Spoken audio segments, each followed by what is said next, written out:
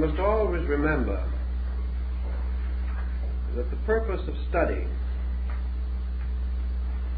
is, at least in part, the fact that we do not have all the answers. We are not attempting merely to communicate that which is already clearly known, but to search in the mystery and maze of the world's experience for things that are not too well known, in the hope of bringing clarification. And by clarification we mean to bring forth out of ourselves additional resources with which to cope with the unknown. What we call growth, as far as knowledge is concerned, is the gradual conquest of mystery, in which by degrees we become sufficiently informed and sufficiently astute in our own contemplative faculties so that we can approach the unknown with organization and help to simplify and clarify various doubts that might previously exist. So when we begin to study the planetary theology of ancient peoples, we are not in possession of all of the facts that we would like to have available. Two problems are presented by this situation. In the first place, we are not certain that ancient man was in a position to articulately clarify his own position. A great many of his findings were held intuitively by a kind of knowledge which does not base itself upon the strict processes of reason. In the second place, between antiquity and modern man is a waste of time, a tremendous desert of distances. We are no longer able to think as he thought, to understand what he understood, or to build our conclusions upon the reasonable courses of events which were sufficient to his needs. Thus, between the uncertainties of origins and the additional confusion caused by the destruction of ancient records, and also by the loss of our true living knowledge of ancient languages, we must present certain reservations on this problem. But with this group of reservations, we have also certain evidence, by means of which we may reasonably deduce or even induce that certain things were almost certainly true. And perhaps by contemplating the network of symbols, we shall begin to appreciate or apperceive the principles behind the patterns which we can now contemplate. We must not assume that antiquity was all-knowing, nor must we assume that antiquity was all ignorant. We must recognize that there are things we know that they could not have known. But there were also things which they knew internally, which remain unknown to us because we are no longer naturally and internalizing people. They had certain interior illumination, which seems to have led them far in the search of essentials, whereas the outer light of our thinking has carried us vast distances into things not so essential.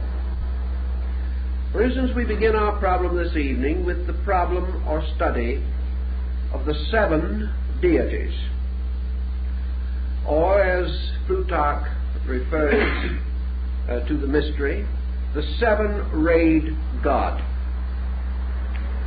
Why was the 7 so vastly significant a number in ancient times?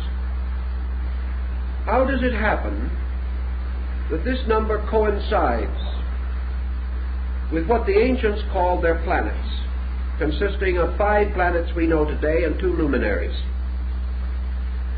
These 7 bodies, in peculiarly close relationship to the earth and appearing to move around it, have for the longest period that we know been highly symbolical and highly significant in relation to theology. These 7 wanderers, these 7 planets, by the Egyptians, by the Persians, the Hindus, the Chinese, the Greeks, and many other peoples, particularly perhaps even the Babylonians, these 7 planets were always identified with 7 deities. These 7 deities, in all these different groups, divided and organized themselves in practically the same patterns. And the powers of these deities, regardless of the names by which they were known, were identical. Thus the number 7 comes to us with a tremendous and almost awe-inspiring pressure of validity. We know, for example, that there were 7 principal deities among the Chinese, but their astronomy seems to have been a little better than ours of the ancient world, for they had the 5 ancestral gods corresponding to the planets, and they also had 2 other deities corresponding to the sun and moon.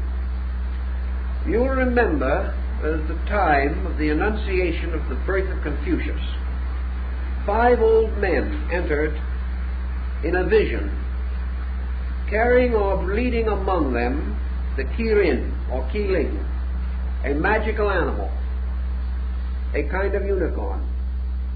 And these 5 announced the coming of the great sage. At the time of his birth, it is said, these 5 old men were on the roof of the house in which he was born.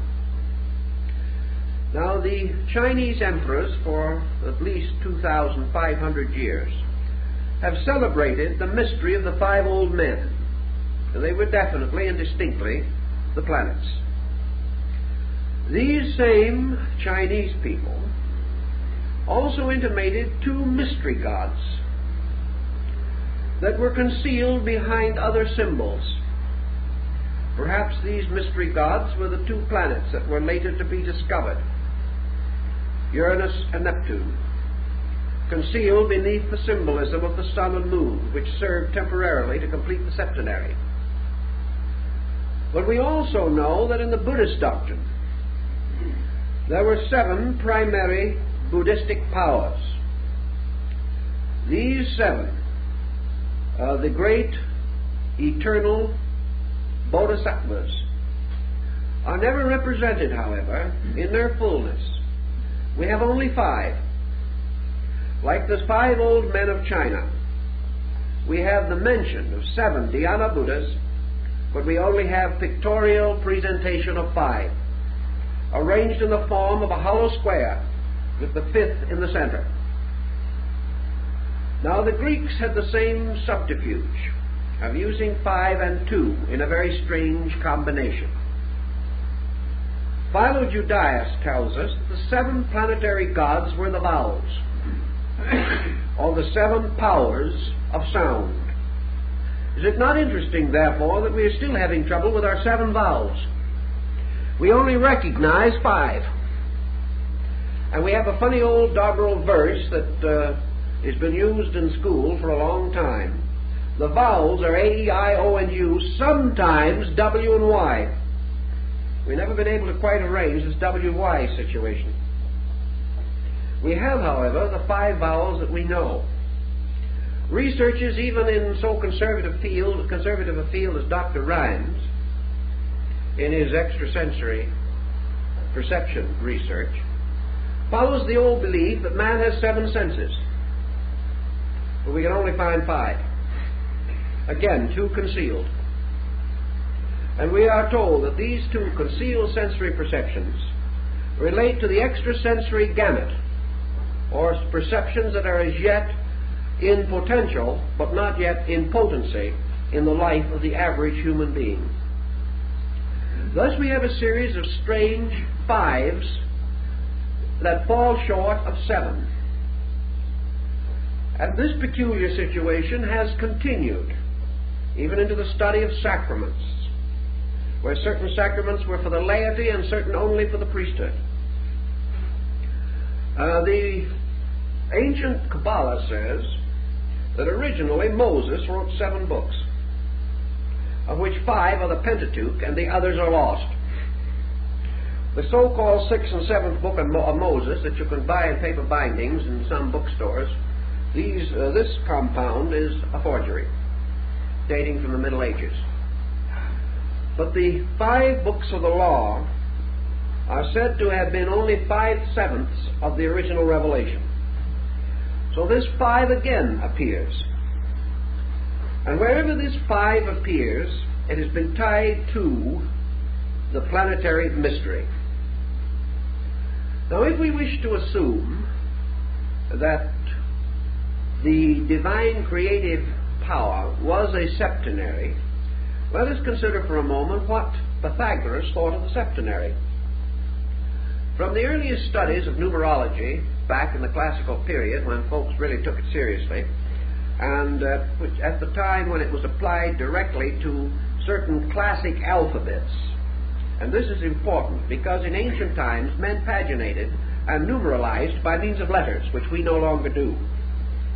Therefore pages were lettered instead of numbered, and every letter had its numerical equivalent, unvarying. We do not have this in English. But according to Pythagoras, the number 7 was the number of law. It was the number of the universe. It was the number of the gods and of the immutable principles which lie at the root of existence. Irenaeus tells us that one of the old Gnostic symbols of Christ showed the head of the Savior surrounded by a halo of 7 rays. These rays, assumedly representing the 7 powers, the Messianic dispensation.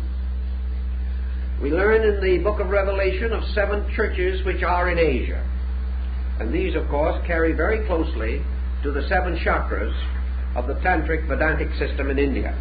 And the moment we go into the problem of the 7 chakras, we come again into the 5-7 difficulty. Because our systems in Asia break up, and some systems insisting that there are only 5 of these centers, and the other systems representing 5 developed out of 7 and 2 in potential. So we come back to this strange number again.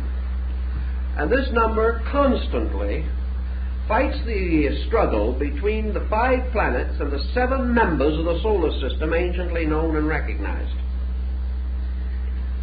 On another level then, let us go back to our Egyptian religion, where we learn that Ptah, P-T-A-H, the potter of Memphis, the deity who fashioned the world upon a potter's wheel in the form of the egg of Seb, the great mother goose. By the way, a little tie-up to our fairy stories and our mother goose legends, because in several religions the world was created in the form of the egg of a mother goose. Rather curious. But folklore has stepped in and distorted these things almost beyond resemblance to the facts. But Ptah, who fashioned the world egg, similar to the world egg of the Greeks, which broke into the golden and silver hemispheres and gave birth to Castor and Pollux. But this egg, fashioned on the potter's wheel, was the work of the master builder, the master potter. And Ptah was the lord, governor, and presiding genius over the 7 Harmonian artificers. And these Harmonian artificers in Egypt were dwarfs, mysterious little beings represented glyphically as gnome-like figures, each of which held in its hand a bare knife, held in this kind of a position, upright knife. These were the knives with which the worlds were gouged out of space. And the 7 Harmonian artificers are said to have come out of the earth near the site of the Great Pyramid.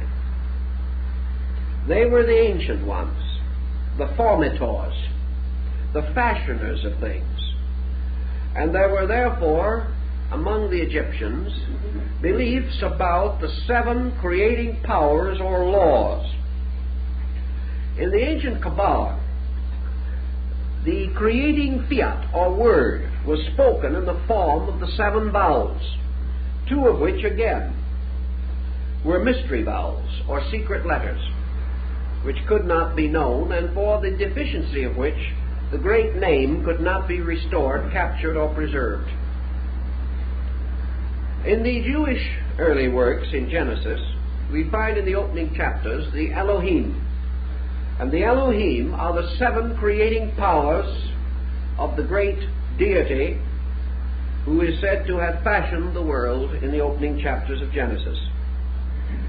These are the spirits of God that moved upon the face of the deep. Their number was identical with that of the Ammonian artificers of Egypt. They were the powers or creating attributes released by the speaking of the word of creation. And this word was always a word composed of vowels.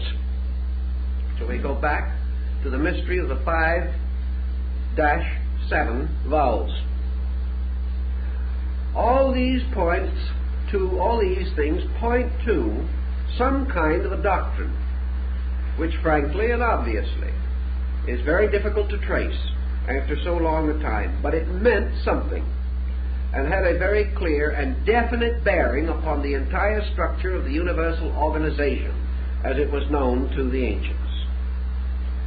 Pythagoras, in defining this mystery of the 7, goes on to relate it to the 7 powers of universal generation. And in explaining this, he tells us, and Plato later corroborates him, that the soul was a numerical mystery patterned in the geometry of 7. That the soul of man actually consisted of 7 parts and an 8th sphere. Now this 8th sphere also arises in the ancient religious doctrine. The 8th sphere appears in the Gnosis, and in the recent discovery of Gnostic books in Egypt, probably the most important religious find in the modern world, far more important than the Dead Sea Scrolls. These books, incidentally, were found earlier, slightly earlier than the Dead Sea Scrolls, but are not as well known. In this Gnostic collection, we have a very great deal of information bearing upon the esoteric use of numbers and of the various deities and principles that are represented by them.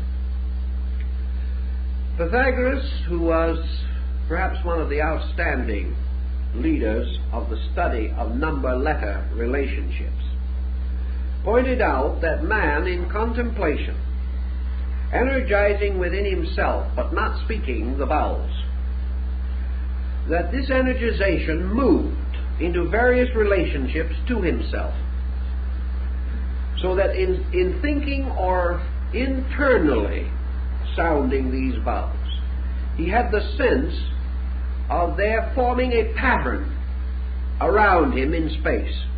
Some of the vowels have to be thought or sounded above, others below, some before and others behind, some in the center.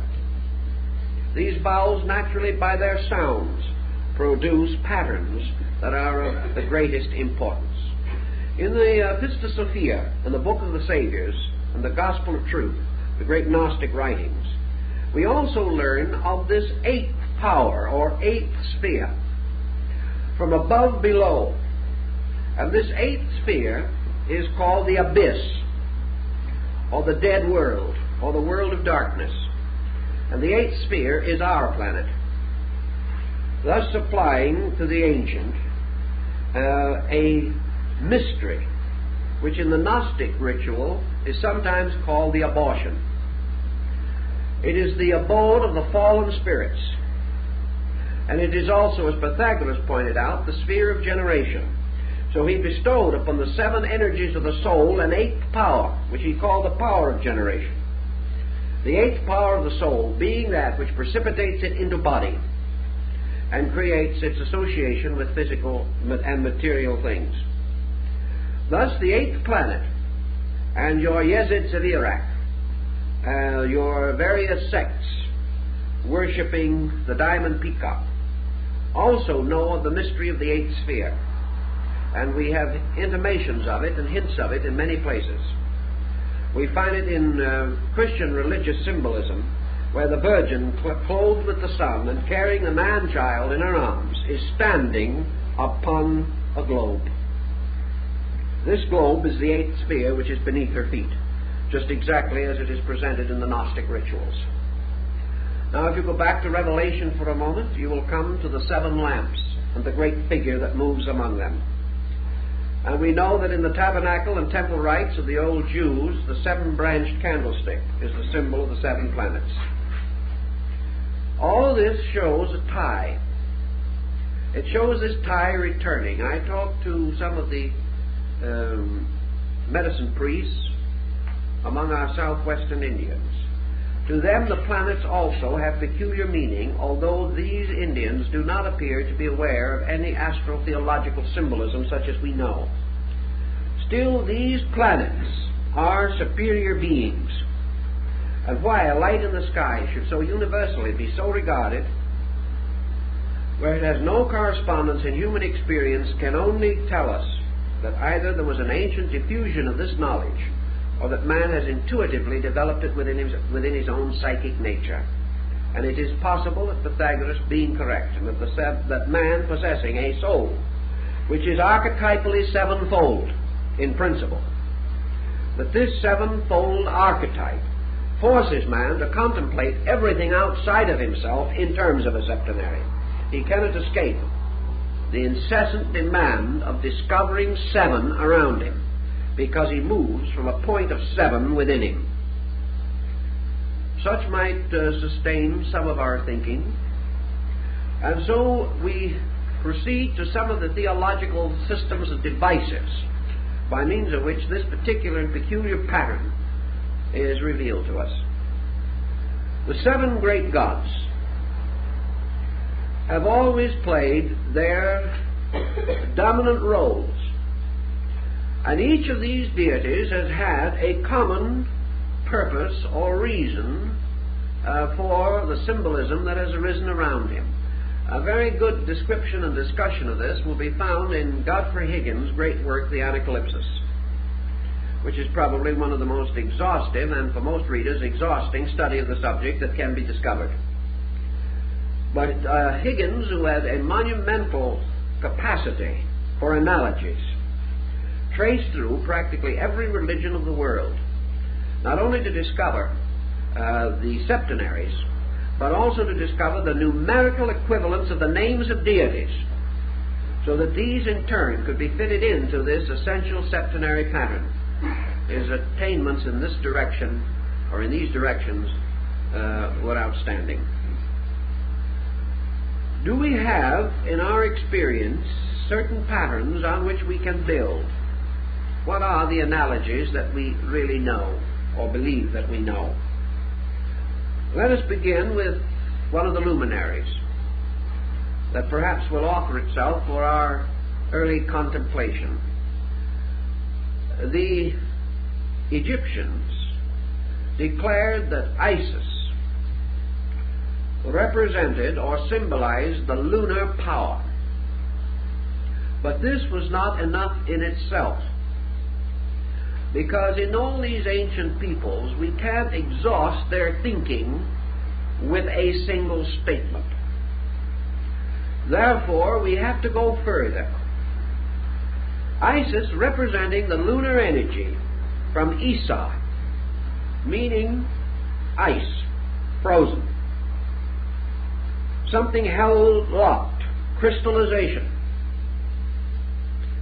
These terms might be applied to what we have often held to be the condition of things on the moon.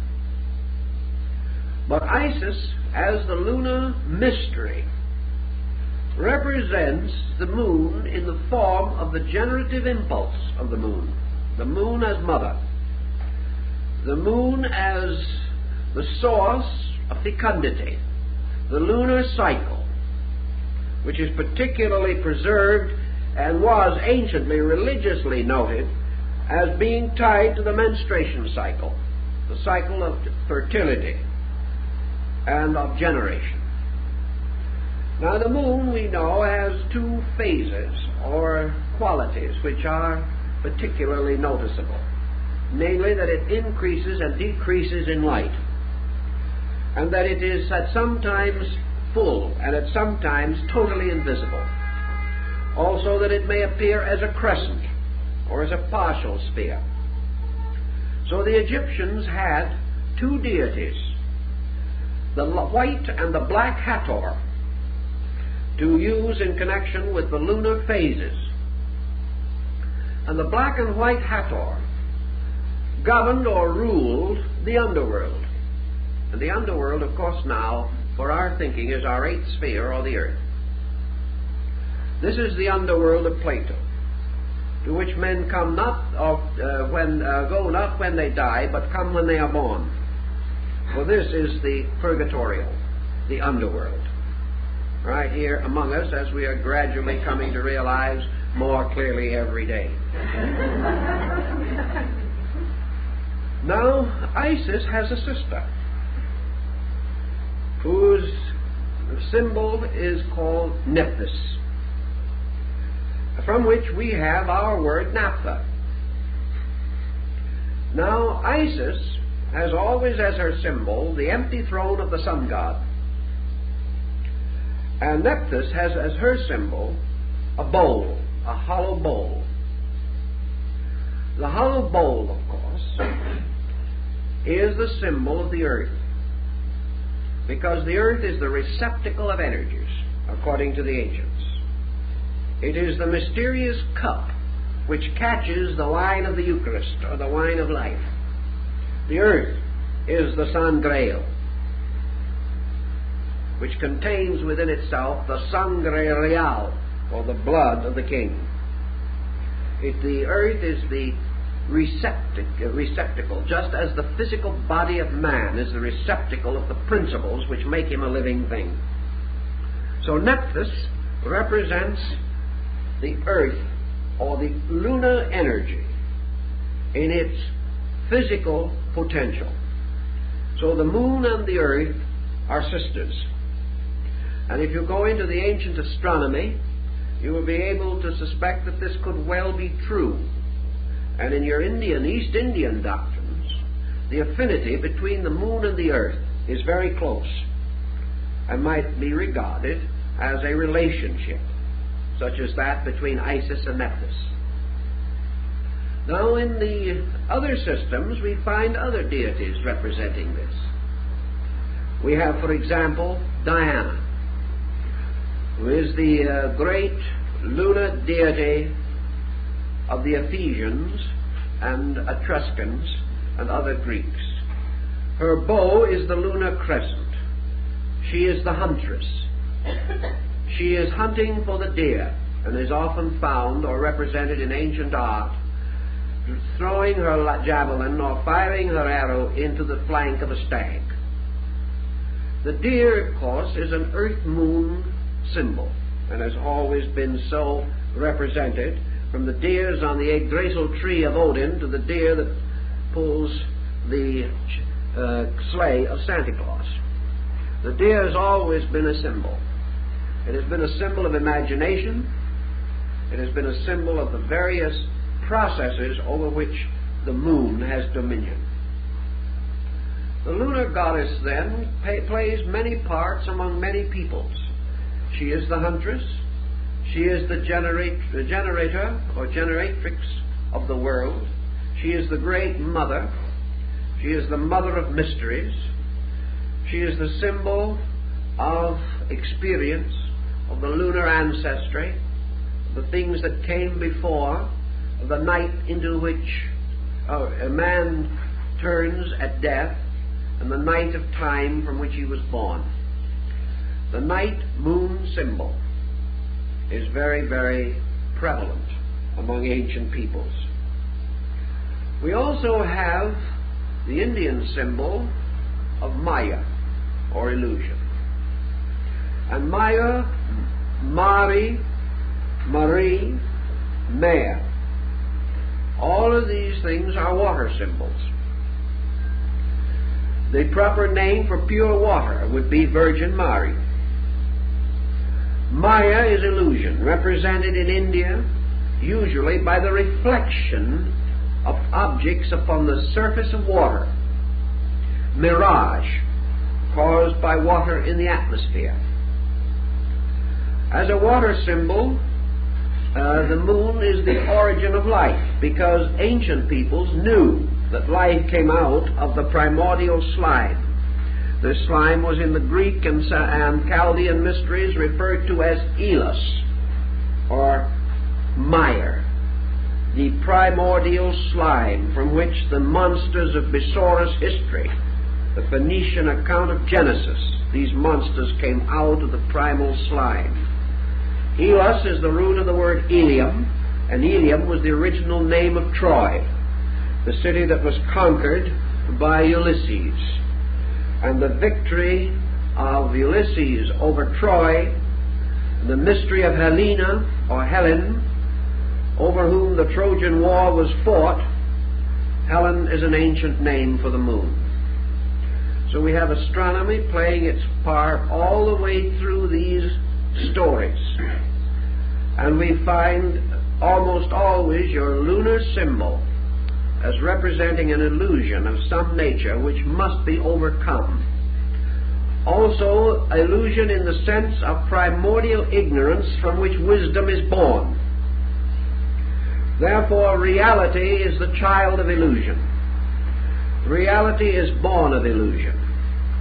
Man born into the world is born into a state of ignorance from which he must ascend, or which he must transcend by his own wisdom, skill, and understanding. Therefore, through the illusion of life, through the miseries and misfortunes of ignorance, through wrong action, man is gradually pressed on to the achievement of truth. Therefore, truth is forever born of illusion. And it is also the radiant light born of the mother darkness, the light that shines in the darkness, and the darkness comprehendeth it not. So in other legends and in other peoples, we also find this story of the moon divinity. We have, for instance, the interesting note that when Michelangelo made his magnificent heroic figure of Moses, he placed lunar horns upon the forehead of the great lawgiver of Israel. No one knows why this occurred. But we do know that the ancient Jehovestic cult, which caused or leads to what is called the root J in the Jewish religious history, was originally a lunar volcano cult. Whereas the Elohistic cult, or the branch E of the ancient Jewish descent, was the cult of the artificers of Egypt and the Elohim, or the builders. And these two were originally separate religions, but they were blended together. The horns upon the forehead of Moses remind us also of the horns upon the altars of the tabernacle, the horns upon the crown of Osiris, the horns upon the helmets of the Vikings and the ancient Nordic peoples. These horns are the lunar horns, just as surely as the ancient Ark of Noah, or the Ark of Noah, is the horizontal or fallen lunar crescent capable of holding water in the ancient beliefs, what we call the wet moon. Many, many such parallels. But now let us pass to another group, just to see what kind of trouble we can really get into. Let us take the character of Mercury. Now, the planet Mercury in astrology, which has come down from the inscriptive tablets of Sargon, and which has never changed greatly its meaning, either in Eastern or Western thinking. Mercury, to the old astrologers, was described as a neutral power. That Mercury served almost completely according to the nature of the planet with which it made its first aspect. That the power of Mercury, like that of the Greek Hermes and the Latin deity Mercury, derived therefrom with some restrictions, was the messenger of the gods. The peculiar symbol of the mercurial message, or the messenger, was the power of the dog, the faithful dog star. And the power of Mercury was associated with the faithful transmission of knowledge. And the ancients placed this symbol under the control or direction of Sirius, the dog star, the star of the faithful one. And it still occurs in some of our religious rituals and so forth. And in the Quran, one of the animals that was permitted to enter heaven was the faithful dog that went into the cave with the 7 sleepers of Ephesus. Now, the 7 sleepers of Ephesus is another interesting legend relating to the 7 and this recurrent number. In this case, the 7 sleepers, the 7 powers of the soul, and the faithful dog, the body, all went to sleep together. In the study of Mercury, we also go into our Hermetic analogy, and we come upon the sovereign symbol of Mercury, which was the original Egyptian deity Thoth, T-H-O-T-H. Thoth is actually the root of our word thought, and has to do with the principle of mind. Thoth was regarded as the author of the great body of sacred writings, more than 40,000 volumes. We are not to assume, of course, that these were the writings of one person, but the writings of one mind distributed among all living beings. Universal mind writes all things. The Thoth, or Toat, of the Egyptians later became the Thoth Hermes of the Osirian cycle, and this in turn the Hermes Trismegistus of the later Hermetic teachings which arose in Alexandria about the beginning of the Christian era. Thoth's symbol is a stylus and a writing tablet. He is the symbol of the faithful recorder of things. He is the one that receives the messages of the gods and faithfully preserves them for all time. He is therefore the symbol of the messenger. He arises as Merodach in another group of religions, Babylonian. He is also preserved to us under the form of Nebo, the deity from which the great kings of Assyria and Babylon, such as Nebo-Belshazzar, derived their name. They based their names upon this deity Nebo. It is also interesting that when Moses died, he died on Mount Nebo. And Nebo was the Mercury of these people, also represented with the stylus and the writing tablet, and in the Babylonian cuneiform described as the Lord of the writing table. The Lord of the writing table. And Moses died upon Nebo. And Moses himself is remembered particularly because of the 2 tables of the law. These analogies get dim in interpretation, but the roots of them are very important. In India, the planet Mercury is called Buddha. And this is another very interesting situation. Mercury is also associated with the day Wednesday in the Nordic mysteries, associated with Odin or Wotan. And Wotan again occurs among the Quiches of Central America as their ancient navigating deity. Mercury or Buddha is represented in one of the Indian Buddhistic paintings as seated in the midst of the planets, acting as their messenger or servant. Buddha's power as Mercury therefore ties with the possibility of the philosophy of mind. And we know that Buddha, from the beginning of his ministry to the end, preached the danger of the wrong use of mental energy. Mercury in modern astrology is said to show the relationship between the mental energy of the individual and his ability to express himself through the sensory perceptions. Mercury, therefore, rules the 5 senses, which Buddha calls the 5 hindrances. Buddha was locked to the struggle to the death, practically, with the problem of those parts of man's constitution which are under the control of Mercury. Thus the religious symbolism and the philosophical symbolism tie together. The 7 days of the week, of course, are another interesting example of the septenary.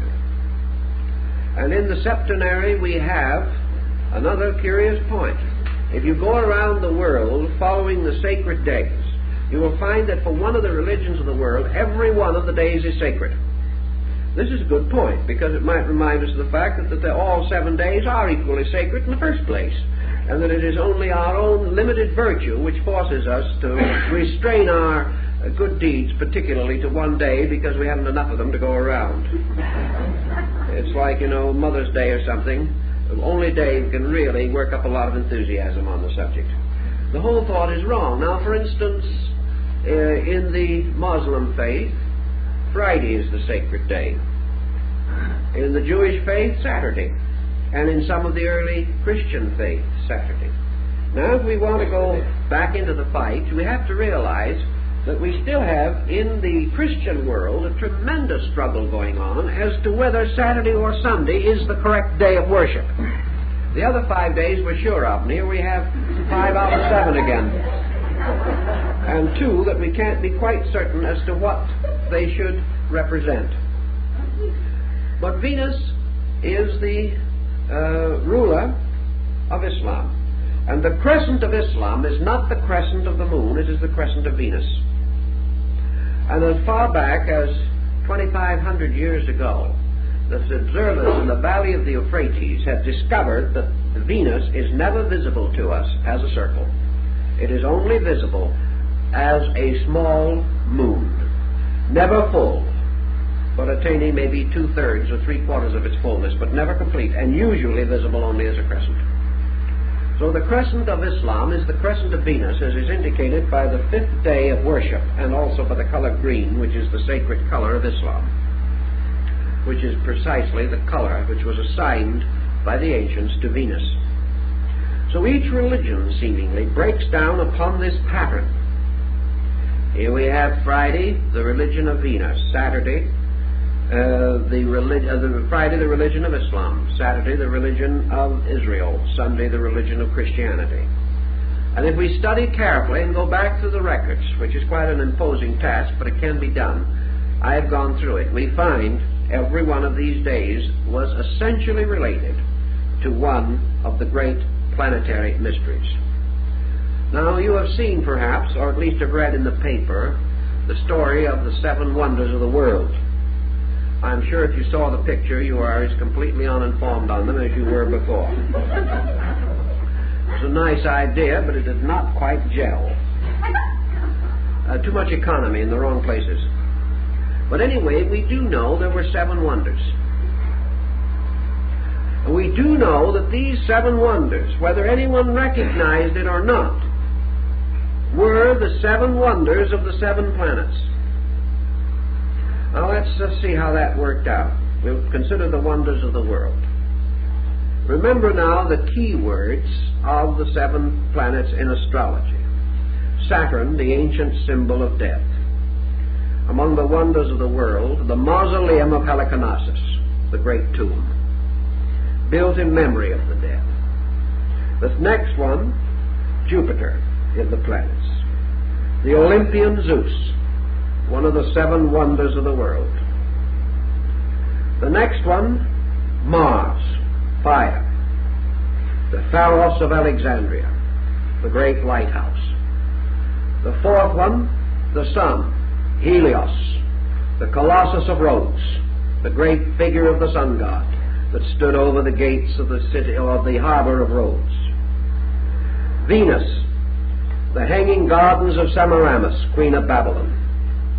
Mercury, the great pyramid of Giza, sacred to Thoth Hermes, the master of the mysteries. And the moon, the temple of Diana of Ephesus. These were the 7 wonders of the world. Diana, a moon goddess. So every one of the 7 wonders, built by different peoples at different times, were by some strange circumstance dedicated to a different deity, never overlapping, and these 7 correspond exactly with the planets. And there can be no question that somewhere underneath that there was an intent or design of some kind. Again, your septenary, and of those great remains, those great monuments of antiquity, only one remains, the Great Pyramid of Giza. The others have vanished in the waste of time, and we know their places by legend only. We believe that part of the old ruins of the Hanging Gardens of Babylonia may exist, but we are not certain. So here again we have what were called the pentacles, or the magical devices of the great creative septenary. And it would seem to me that developing of this idea might have been very interesting in connection with this motion picture that I mentioned, because it would show an ancient knowledge of astronomy and would also have revealed the mysterious fact that these various nations and peoples of different beliefs and of no great friendliness among themselves had all united to adore the seven powers of the soul. And each had chosen a different one. And each had chosen the one that was related to his own religion, showing that at that time there were 7 of these groups, each worshipping one of the 7 planets, powerful enough to undertake and complete the enterprise referred to under the story of the wonder, which one of the 7 wonders it may be. So here's another case where these planetary symbols have moved in on us. And we can keep on going, and we can find them in Polynesia. We find them among the Eskimos. We find them everywhere. And out of these symbols, we come by degrees, as in the case of Mercury, to the realization that we are dealing with basic or symbolic principles, that there is a relation between the sensory perceptions of man, the races of man, the continental diffusion of human culture, the species and the types, genera of living things, all of which are capable of septenary division, the different philosophies and schools of ethics, morality, all of these great structures fit together to form one basic concept. Now, in your ancient Greek music, you had the same problem. You had 7 musical modes. You had the 7 strings upon the Orphic lyre. You had the 7 basic forms of Chinese music. And you have the septenary restated in the ragas of India, particularly in playing upon the great instrument, the veena, which is the sacred instrument of the goddess of music, of wisdom, and of harmony, the deity Sarasvati. Always the same number. The Chinese named the strings of their musical instrument after the planets. If, therefore, this number continues and falls along as we have suggested, we cannot question that the ancients held these points to be valid, that this analogy was real and purposeful to them, returning to the 7 styles of architecture, the 7 liberal arts and sciences, the 7 sacraments, the cardinal virtues and the deadly sins, the seals of revelation, the trumpets that sounded, the lamps upon the altar, and all these mysteries, always identical in principle. Now let us take another one of our groups of symbols and see what we can do with the deity Osiris.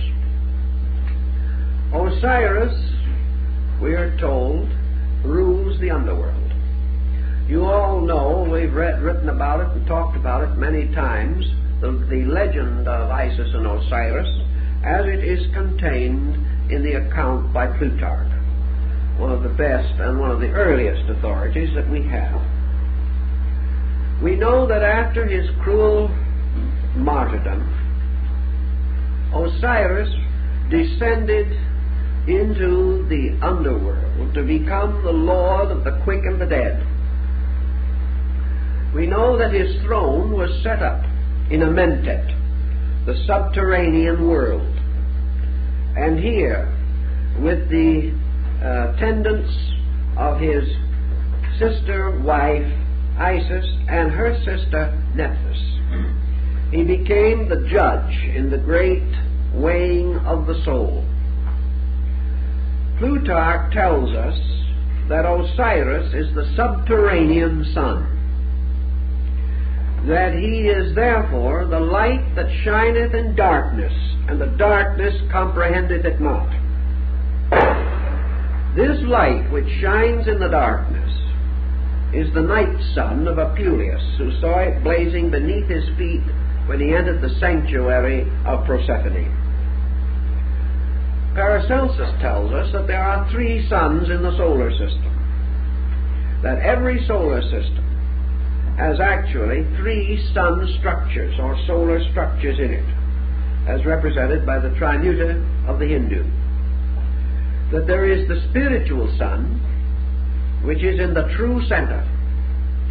That there is the psychic sun, which is in the northern focal point of the ellipse, and there is the material sun, which is in the southern focal point. And the mental or psychical and the physical sun, called by the Persians and Hindus Asura and Asura, the true light and the false light, Ormuzd and Ahriman, the good angel and the fallen angel. These are the 2 suns which fight for control over the human soul. They must ultimately be reconciled in the true radiance of the spiritual sun, Ahura Mazda. So we have the 3-sun mystery. And the terrestrial or subterranean sun is the physical sun that we see in the sky, because it is that phase of the solar mystery which is concerned with manifestation of material life. Thus this is the infernal sun, or the lower dark sun, that we see and which we regard as supernally brilliant. But this is the sun which feeds only body, but concealed behind it is the psychic sun which feeds souls, and ultimately the spiritual sun which feeds all things. This story is again contained for us in the transfiguration of Jesus, and the statement, of course, is preserved in the Bible, where it is said, "My tabernacle is in the sun." This mystery of the sun and the solar rite comes down to us in the Osiris cycle. For Osiris is the light of the underworld. And in man, this light of the underworld corresponds to the solar energy within himself, with his heart, and with the life principle, as it is physically disseminated through his constitution. Now, in man himself, there are 7 organs, 7 vital organs, which the ancients associated with the 7 planets. The heart, which is the center and the archetype of the body, is called in Buddhism the Septapanar Cavern, or the cave of the 7 rooms or parts. For the ancients recognized 7 structures consisting of auricles and ventricles and related parts. And of course the auricle in the heart is also the oracle of Delphi. For it was from the heart that the great oracular manifestations were revealed. As the man thinketh in his heart, so is he. The heart is therefore the oracle, placed in the center of man's earth, which is, of course, the omphalic stone at Delphi. In this mystery also, the Hindus tell us that there are 7 parts of the brain, and Albertus Magnus gives us also the septenary division, that the 7 planets are posited again in the brain as their polar positive extremity, and that also, as the earliest researchers indicated, there are 7 sections of the human eye, and that every part of the body is septenary. We know that there are 7 important ductless glands forming the endocrine chain, which still represents the most mysterious structure of the body, And I was talking to a doctor not more than 3 months ago, and he said, yes, we still think in terms of the 7 ductless glands, although we have a tendency to gloss over it, for the reason that we understand 5 and know nothing of the other 2. We have the same problem again coming up. The pituitary and pineal, while we may not say we know nothing about them, we do know something, but we do not know enough about them. We know a considerable amount now about the pituitary, but the Sabbath gland, the 7th, the gland of the arch of the entire system, the keystone, is still an almost impenetrable mystery. This 7th, by the way, is the eye, the mysterious, internal or all-seeing eye of the mysteries, which is again the symbol of Osiris, as worn upon the throne crown of of Isis. So these problems come back in great mystery to us.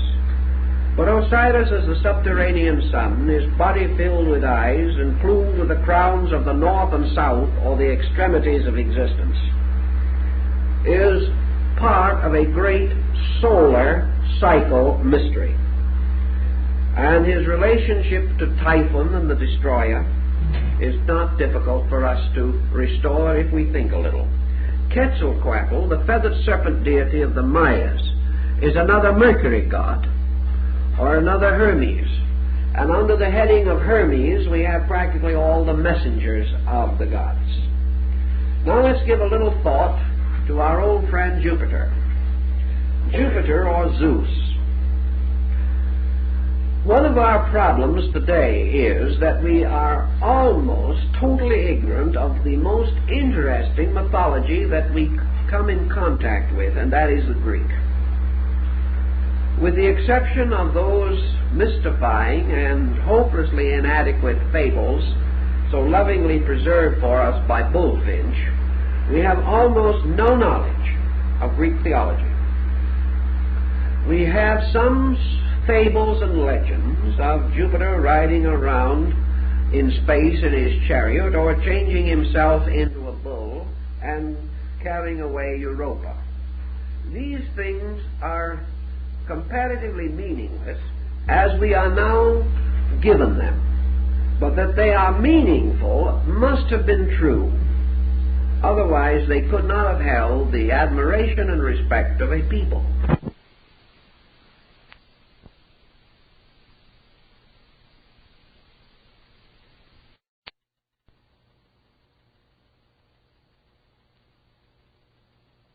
For the creative power of the material world,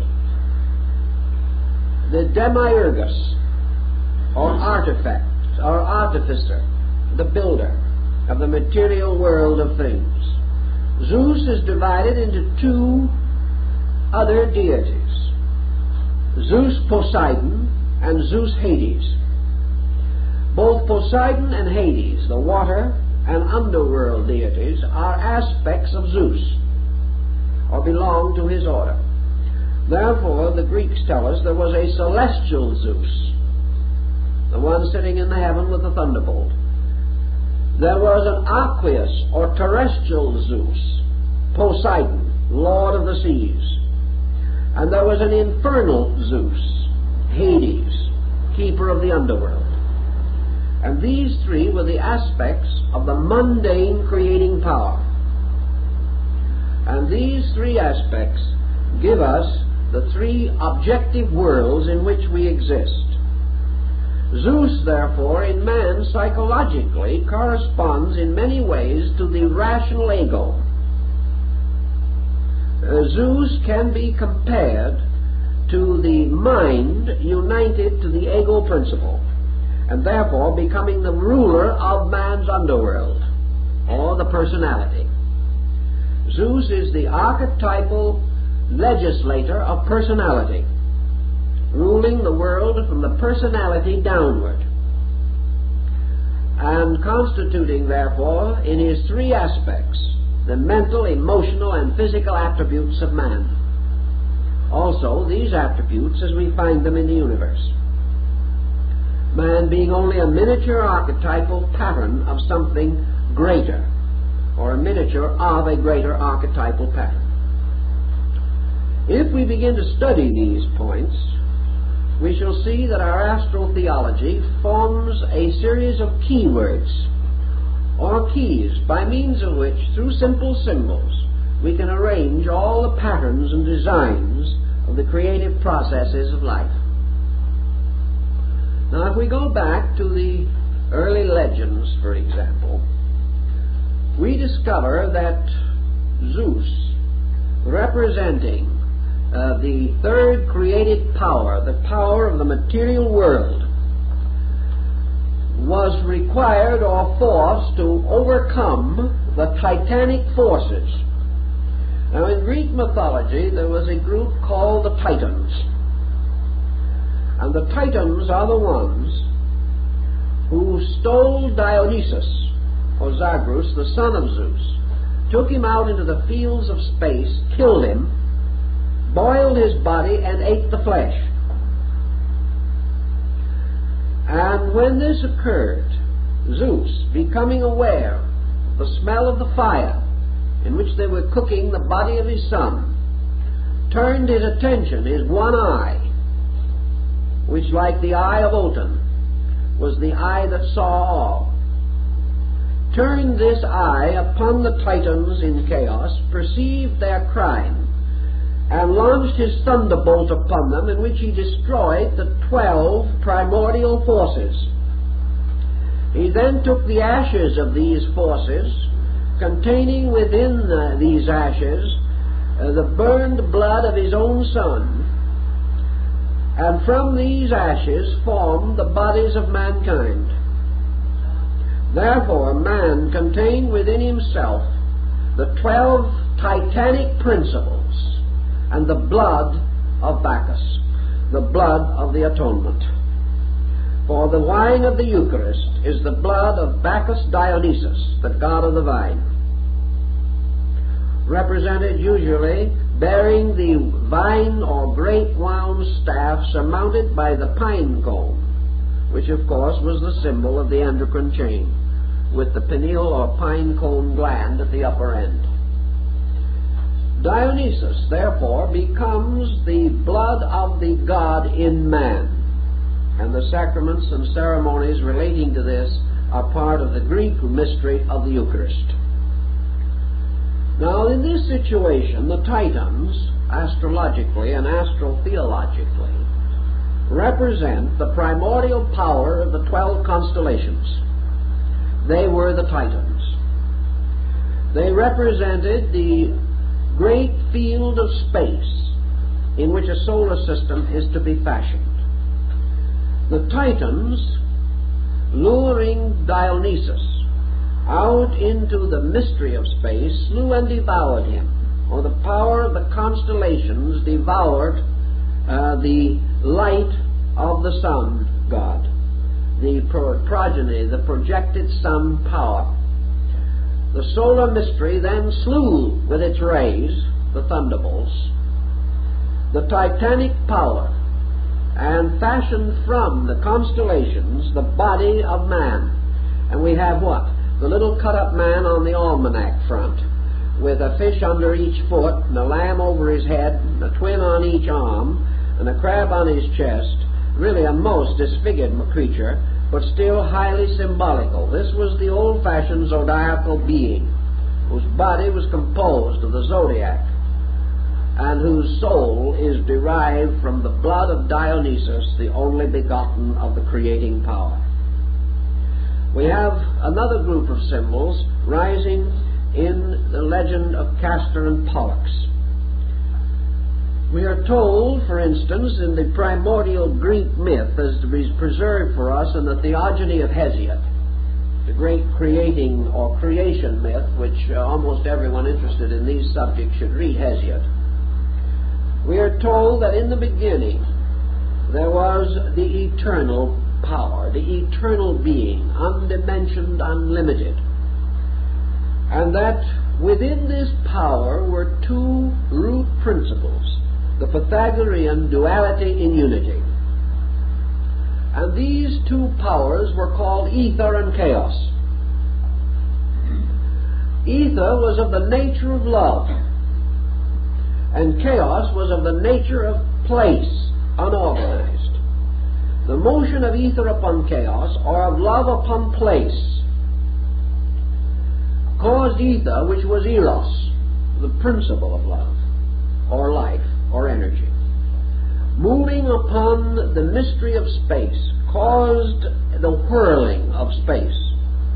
Here we have the same principle with the Nordic mystery of the frost giants and the fire giants on the edges of the great cliff of Gunungaga, and throwing their flames and hoarfrost into the abyss, they united and fashioned out of fire and frost the whirling form of Ymir, the primordial place giant. In the Greek system, the struggle of ether against chaos caused motion. This motion ultimately became a great cyclic motion, or a curved continuum, that turning upon itself formed ultimately the great field of the world egg. In due course of time, the world egg burst open. But perhaps before we get to this, which is a very dramatic episode, we could leave you in suspense for a moment as to what is going to happen, and mention something else about the egg, which I think is very interesting. Namely, that this egg was divided into a northern and southern hemisphere, of which the northern was gold and the southern was silver. Remember the use of the egg symbolically, and the colored Easter eggs by the Druids, and still the use of the sacred egg at Easter by the Greek Orthodox Church, in which the presiding priest gives each member of the congregation an egg as the symbol of the resurrection. Now this is an interesting thing, because the use of the egg symbol goes back to the serpent egg of Britain and the Druids and many other mysteries. But anyway, we have restored the idea now that our egg had a gold and silver hemisphere. In due course, this egg burst open, and there came forth out of the egg Phanes, the great principle of objective existence. And Phanes was a deity with 5 heads. And these heads resembled those of the cherub of Ezekiel, except that there was an extra head.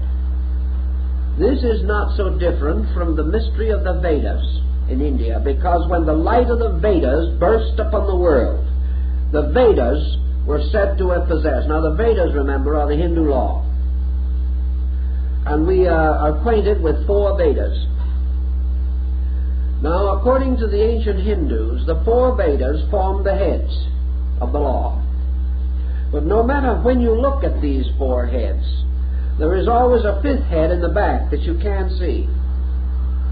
So actually the Vedas consisted of 5 works, all of which are known, the 5th being called the Black Veda, or the hidden one. Now the 5th head of Phanes is also hidden, but it exists. And the 5 Vedas and the 5 books of the Mosaic Law are both Pentateuchs, or 5-fold books. And Phanes represents the 5 powers of the true planets out of the 7 which we have previously mentioned.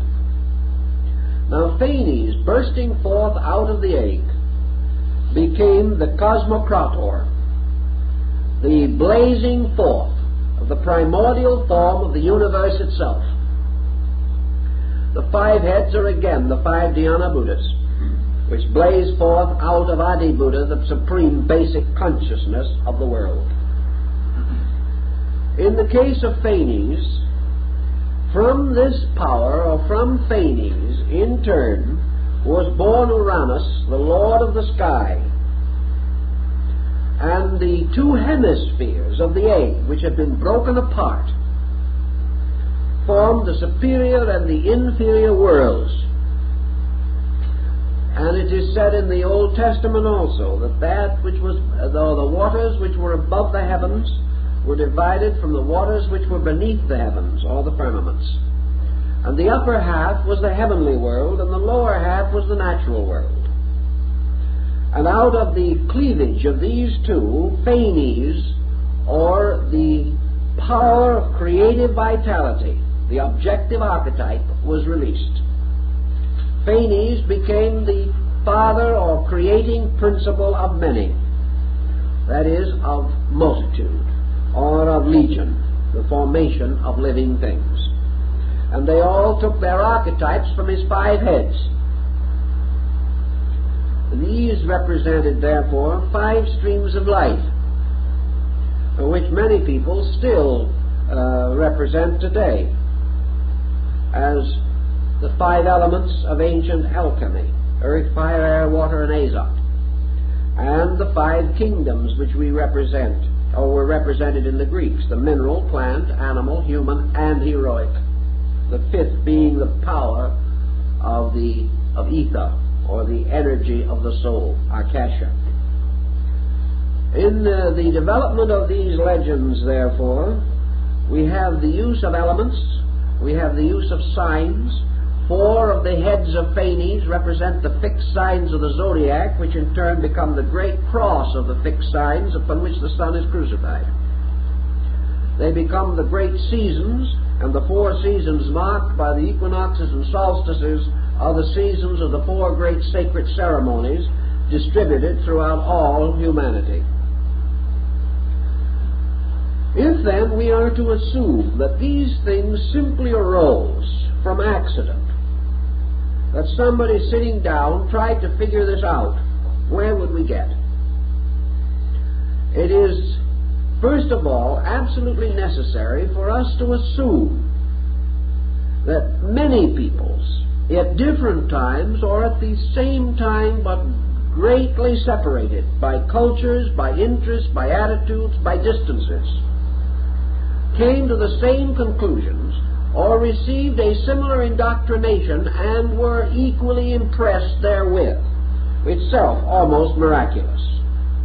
That all people should have agreed in accepting this, even had a great missionary system carried the news, is almost incredible. Because it would have meant to uproot earlier doctrines that these people already possessed. But what were the nature of these earlier doctrines as far as we can find them?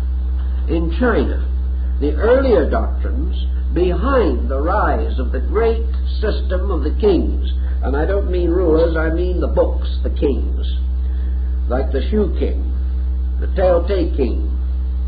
These great books, which began from the reign of the Emperor Fu He, the earliest historic emperor, we know from the legends of China that prior to this, the Chinese people venerated the stars and built their great system upon the stars.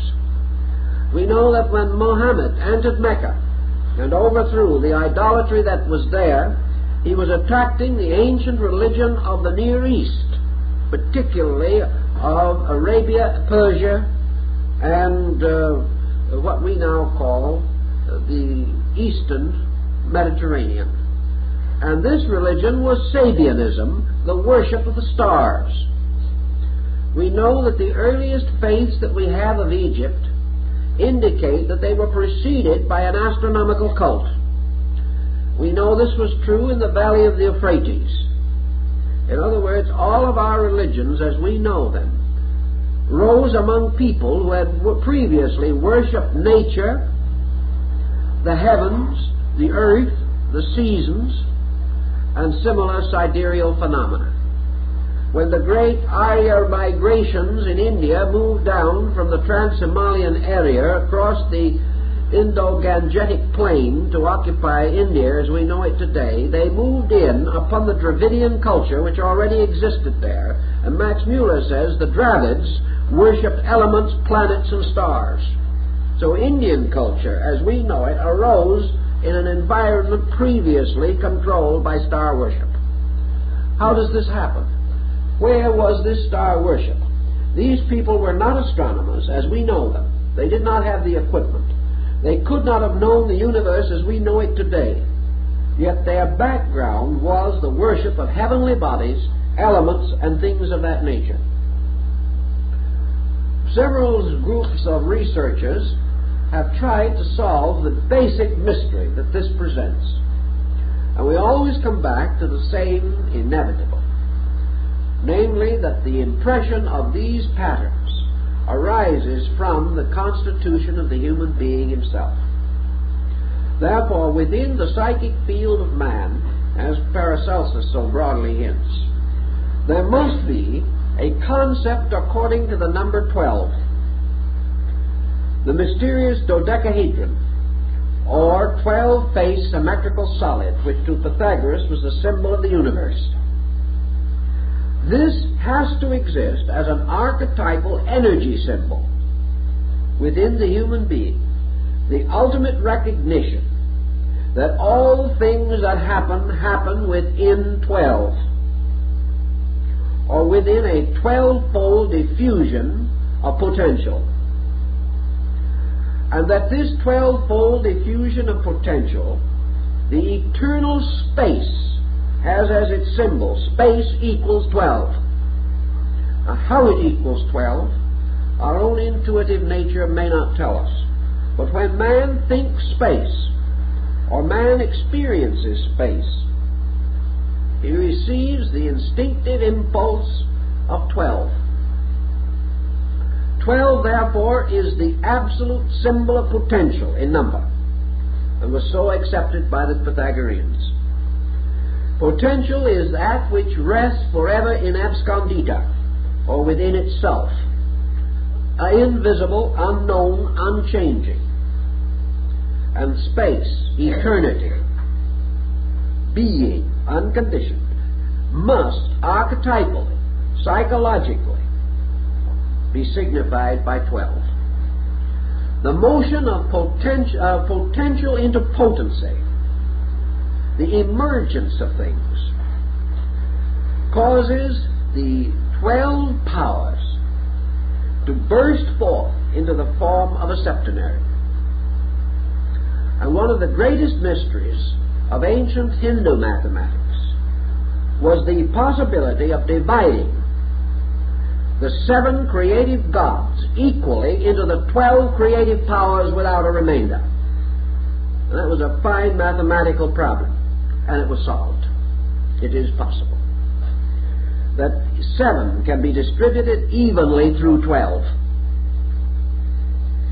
and at the same time neither the 12 nor the 7 fractionalized in any way.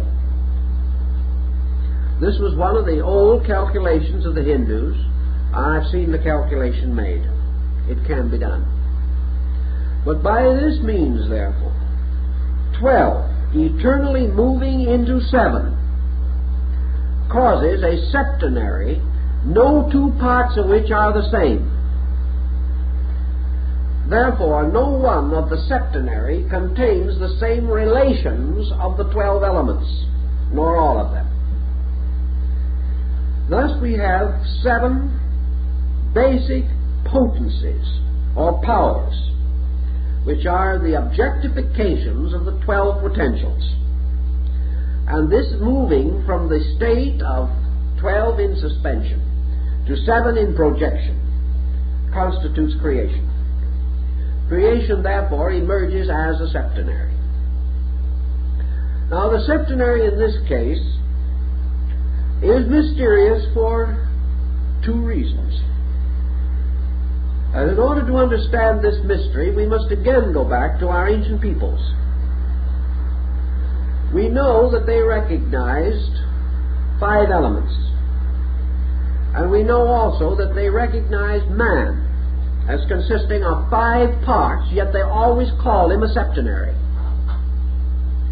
And in order to create the septenary in the personality of man, it was necessary for the Hindu to divide the emotional nature of man into 2 parts, and the mental nature, giving a septenary involving 2 forms of mind, higher and lower, and 2 forms of emotion, constructive and destructive. But this was not the original intention. This was again the blind, or the subterfuge. In the creation of a solar system, according to the ancient Hindu astronomers, each of the planets has 5 bodies. and they share together the sixth and seventh bodies of the sun. Therefore, the sun, as a field of energy, surrounds the planets, and the sixth and seventh body of each planet is part of the solar body. So there are 5 distinguishable planetary bodies. And the sun then has its own 2 indivisible natures or qualities which permeate the other 5, forming again this mystery of the 5 and 2. Because the 6th and 7th bodies of planets are not individualized, but are within the 6th and 7th orbits of the solar mystery, or in the womb of the sun. They are not born. Only suns are born. Planets are embryos. Therefore, no form of life on a planet can transcend 5 levels of development without moving from a planetary to a solar focus. Thus, the 6th and 7th Buddha to come are secret. The 6th and 7th senses are secret. The 6th and 7th vowels are uncertain. Always the same symbolism. And in this, the ancients used the sun and moon as the parents of the world, the marriage of the sun and moon producing man, as symbols of these 6th and 7th bodies, which later will be clarified through the release of these perceptions after man attains the 6th and 7th level of consciousness within himself. But the fact that man must accomplish this by universalizing his own nature is indicated in Buddhism, Hinduism, even in Christianity, for universal consciousness, cosmic consciousness, true development of illumination, or the complete perfection of the mystical experience, means that the consciousness of man moves from the 5 planetary levels which can be reached for the senses to the 6th and 7th which belong to the sun.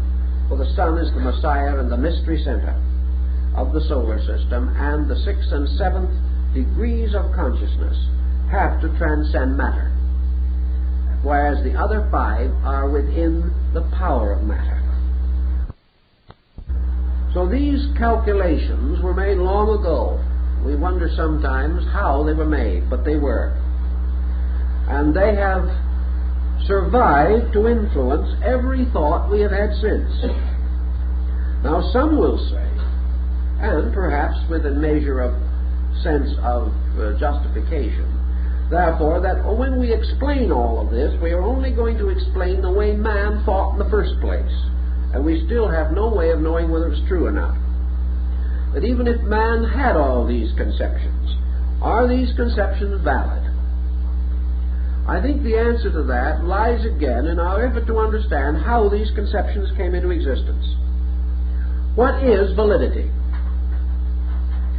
Is validity to be based merely upon a physical scientific approach to a subject which cannot be so approached, and for which we have no instrument of any kind?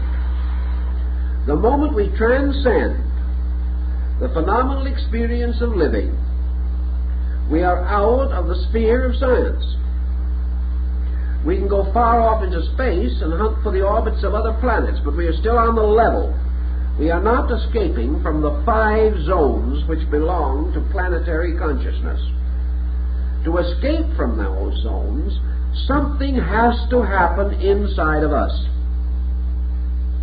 We have to find the mysterious door in heaven, which John found, and proceed out of the sphere of effects into the consciousness of causes. This is your 6th and 7th mystery. And in the human being, the 6th and 7th part of his own energy field he shares with all other human beings. That is why it is possible for man to attain not only brotherhood but identity. This brotherhood cannot be attained on the lower levels. But if man has a certain experience of consciousness, he can become unified with all others of his kind, because in every species, the 6th and 7th part of the septenary constitution is shared by the entire species. Thus we all move from individuality to universality as we ascend. Man seeking for these integrities, for these values, can therefore only find them by the personal experience of these causes. So this brings us to another interesting group of analogies. The ancients believed that when the law, the Torah or the Veda, or whatever you want to call it, was placed into the hands of the great messianic teachers, of which 7 are of particular interest and integrity as the founders of the great religions of the world, that these powers not only fashioned the bodies and structures of these religions, but as one of the old Rosicrucian adepts symbolized in an ancient work that he did, he represented this mystery by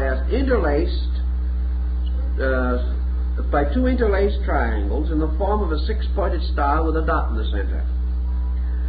In each case, he placed one of the planets in the center and the other 6 in the circumference points. And changing the center one each time, he found that with 7 he could bring all of the planets once to the center, and then he would have a circumference, and in no 2 cases would the circumference be exactly the same, because a different one would be in the center. This, he said, was the ancient arrangement or order of the astro-mystical theology of the ancient religious systems. In antiquity, they did not have religions as we know them today divided into 4 or 5 great name groups. Religion in those ancient times consisted in the veneration of certain deities, and many peoples, not even speaking the same languages or knowing each other at all, worshiped the same deities. But altogether, there were approximately 7 of these major religious motions. Each of these religious motions, like the 7 wonders of the world, had a different core point.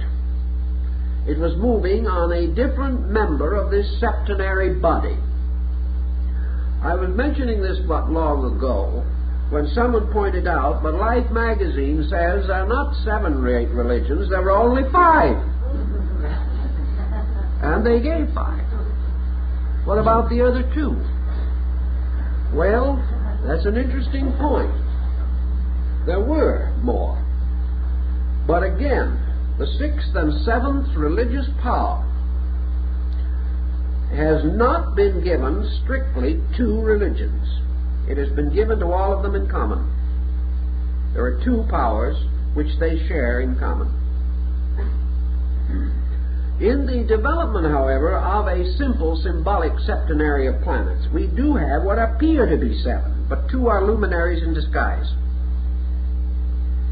In the development of the old system, these religions each served one of these deities in a peculiar way. And each of these deities represented one of the basic aspects of consciousness. The religions, therefore, actually formed, as in the legend of Jacob's ladder, a ladder of values. For each religion was like a chakra in the great Kundali system of the meditating deity who fashioned the world. Religions, like races, were specializations of the soul powers of man, and these specializations were septenarial, so that there were 7 great houses of God with certain esoteric disciplines and rites and symbols and allegories and legends peculiar to them. And these religions arose within racial structure and within national distribution. The whole thing was mathematically fitted together. Frank Higgins, Masonic writer, working about 35 years ago, took the globe of the planet and he began to study this problem of the 6-pointed star with a dot in the center. And he placed this star within the interior of a globe, with the upper and lower points coinciding with the poles. He then whirled this star, so to say, within this globe, causing the other 4 points of the six-pointed star to make lines around the globe at the points where they actually touched the surface, the inner surface of the globe. And he considered these points degrees of latitude. He then went on and continued his studies by dropping lines from various parts of the earth to the core and to the opposite side, always keeping the original form of the six-pointed star. As a result of that, he came up with a very interesting discovery, that the great religious centers of the world all fall geographically almost exactly on the spots indicated by this division and this placing of the six-pointed star within the globe. In other words, if you drop a line from one of the great centers, like the Great Pyramid, right straight through the earth, you go through another center, world famous as a religious institution. You go through these systems, and he made a very careful study of it and came to some extraordinary conclusions, that the entire distribution of man's worship has been mathematically correct in terms of the earth on which he lived, which is not remarkable when we realize that whoever built the pyramid, not less than 4,000 years B.C., was able to orient that building at that time to the 11th decimal point. We could hardly do it today without a great deal of calculation. Anyone who could do that must have had a profound knowledge of something, particularly of the art of construction and building and of mathematics and astronomy. So these people had some basic concept of these things. Now the old peoples, the wise peoples of long ago, have another answer to this problem. Namely, that in a very remote time, say the Hindus, there descended upon this earth the rishis, or the great ones. That they were the immortal sages, that they had grown up and become wise and perfect in ages of culture and civilization long before the creation of man, or perhaps even the creation of the solar system. That they were the products of great previous evolutionary cycles, and that they were the ones who placed these first findings at the disposal of man. Therefore that man did not discover them, he was given them. And that gradually these ancient ones departed and left man to the continuance of the knowledge which they had bestowed. That is an ancient Indian belief, East India. There is also the story that the ones responsible for these achievements of man were essentially the lunar ancestors, or the Pitris, and that they belonged to the previous cycle of life prior to the creation of the earth, which was while the moon was a live world. And that from these distant and remarkable sources this knowledge came. We say this is legend, but we are still confronted with the problem of how were these things discovered. And why is it that with thousands of years of work we have been unable to disprove them with all that we claim to know? And that step by step, as we move forward, we go back to Plato, back to Pythagoras, and back to these ancient calculations. We have our choices. We can psychologically say that these ancient ones, the rishis and the sages, represent the potential of our own superconscious.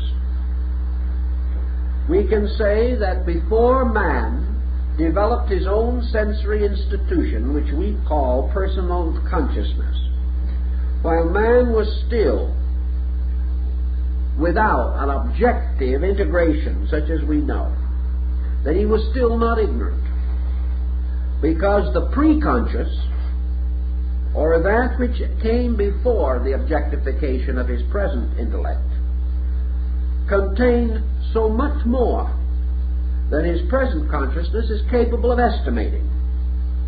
Man's consciousness, like the little nursery rhyme, sort of came out of the everywhere into the here, and it knew much more when it was everywhere than it does now. Therefore, that man's superconscious or preconscious state was one of extraordinary intuitive awareness, and that the so-called rishis, the ancestors, the ancient teachers, were really his own superconscious parts, and that while he was still without intensive physical integration, these internal resources were available to him. He could consciously know inwardly, because what the Tibetan calls the eye of the Dhamma had not closed. We had not locked inner vision. Now, assuming psychologically for a moment the possibility of this line of thinking, let's see what has since happened. For the last several thousand years, man has gradually been developing a colossal neurosis. And this neurosis, as anyone realizes who thinks about it, is an abnormal situation arising from false thinking, false standards of value, and misuse of energy. All these things together add up to make the trouble. This neurosis places man under such a pressure of objective intellectualism that he can't even keep quiet. His mind has become a tumbling ground for whimsies.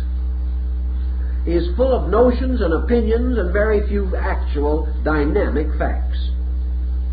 Let us assume, therefore, that this great objectification of man, in which his internal moved outward to meet the pressure of environment, has developed a kind of mask, a persona, in which he has built a wall of defense around himself, and behind this wall he has passed into a state of intensive frustration and neurosis.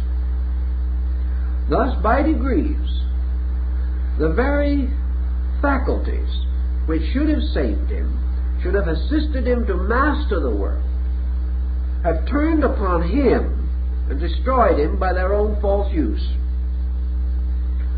As a consequence, he is now restricted almost completely to a traditional descent of knowledge passed on from one person to another, or to a series of scientific discoveries which can never escape the three dimensions. He has lost this power of knowing the ancestor, of communing with the rishis or the saints. He cannot talk with the gods. He is not of that race in which the gods, as mentioned in Genesis, walked in the garden in the cool of the evening. The trouble is, the evening now of man is not cool. It is a tempestuous world in which subtle things have very little possibility of expression. It might well then be assumed as possible that man, locking himself in an intellectual complex, which is very deep, very sound, very terrible in its implications, has simply locked the inner power to know. Therefore, that he can no longer conceive of how anyone else had it open, or was able to know, but that from man's own preconscious, which is man's link with the universe, man intuitively knew, because he was able to name and recognize the facts of things, which we can no longer do. So we have several choices now. Either that man, in his ingenuity, was able to make these objective analogies and disseminate them in one way or another throughout the world, and that man, perhaps having a kind of mind not so different from the mind of any other man, that all men might have come to the same conclusions even though they had no contact, and that in a certain degree of the rise of a culture, its people always come to identical findings. This is true in principle, but there is one definite drawback to this particular concept, and that is that while individuals do come to the same basic ideas, we have another testimony that we can't overlook, and that is that they gave the same names to those ideas. And this brings it a little too close to a coincidence for pleasure. We cannot assume that man, by this method of common learning or common induction, would come to such absolute detailed similarity. He might come to the same general idea, but he would clothe it differently. Now there's another point in connection with that. We know that mythology has been clothed differently because of longitude and latitude, and that peoples with different religions and in different lands and in different distributions of climate have used different symbols for their religions throughout history. Therefore, if they lived as the Nordic people did in a very severe climate, their doctrines took on the severity of that country, whereas those living in tropical or temperate zones had much less stress in their ancient religious symbols and legends. Yet regardless of zone, regardless of climate, regardless of all other factors, the beliefs of these principal cosmological factors were never changed or modified by climate or anything else. Also, there is a very interesting situation in which the astronomical phenomena of the earth, seen from different points, differs. And yet, the symbolism which is developed by these different people is the same and has not been deflected by these historical, astronomical, sidereal differences. So we have to go even deeper than this to find the answer. And the only answer that we seem to be able to locate is that man's solar system is a cell, it is a structure, it is a witness to law. That the ancient analogies of the Hermetic doctrine were basically correct. That man can understand the solar system because he is one. And that the solar system can be experienced by human consciousness because man's consciousness is a miniature of it. And therefore that man has within his own awareness that which is analogous to everything outside of himself. Thus, through the study of his own nature, he can come to grasp the laws by means of which universal motions and energies are maintained. Thus, he can experience a structure vaster than himself because the pattern is identical. The difference is quantitative, but the qualitative factor is the same. And Pythagoras pointed out in his mathematical studies that when quantities differ sufficiently, we suspect the difference of qualities, but this is not true. But that quantitative differences obscure qualitative identities. But actually, qualitative identity always exists. Thus man, by extrasensory perception as we call it today, or by intuitive knowledge, possessed prior to the obscuration of consciousness by sensory development, might have been able to archetypally know all things and name them according to their true natures. Then when he finally went to sleep in objectivity, these subjective things passed backward into a kind of dream state. Then your religious mysteries and your great mystical institutions and your ancient ceremonial rites came into existence, and they were rites of dreams. They were created to artificially force man away from the objective focal awareness to which he had become addicted. The ancient priesthoods worked with trances. They even used narcotic drugs as the American Indian mystic did. They used fumigations, and a very common device among ancient people, fasting, by means of which the sugar content in the brain was reduced, causing the tendency to psychic phenomena. But all of these things that were done, like the reveries of the psychological analysis, were disciplined efforts set up by religion and philosophy to release the preconscious state of man's knowing through initiation, through ceremonies and rites, so that man could again attain the availability of the true knowing locked behind false knowing. If such could be conceived to be the case, I think we would then understand this archetypal system and recognize that our so-called Astro Theology is simply a shorthand system, a system of symbols, by means of which the individual, by using symbols for ideas, can mathematically and geometrically restore the basic formulas of existence. And he has warmed these formulas beyond mathematics by bestowing upon them not only number, but moral, emotional, mental, and ethical dimension, conveniently doing this by creating divine beings to symbolize number. These beings are gods in the Greek and other pantheons, the great orders of divinities of ancient worship, which are actually symbols of living mathematical focal points, endowed with the qualities of those points as well as the quantity or mathematical distribution of pattern, on the basis that the ancients maintained, namely that every mathematical formula was also a moral structure, a living thing, not merely a dead pattern.